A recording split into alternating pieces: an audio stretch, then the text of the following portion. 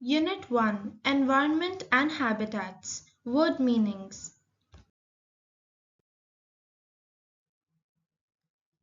Words to learn. Compare. To look for difference between two things. Find the difference between two trees in the given picture. Activity.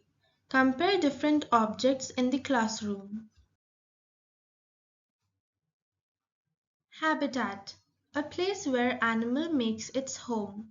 There are many kinds of habitats such as the desert, domestic, farm, forest, polar, UK wild, wetlands, tropical rainforest, savanna, and oceans. Label.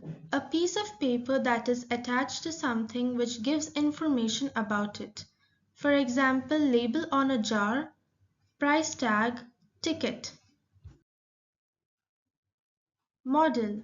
A representation of an idea, an object, or even a process or a system that is used to describe and explain phenomena that cannot be experienced directly.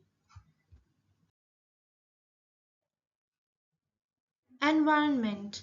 The surroundings or conditions in which a person, animal, or plant lives or operates. Home. The place where one lives permanently, especially a member of a family or household. Local. Relating or restricted to a particular area or one's neighborhood.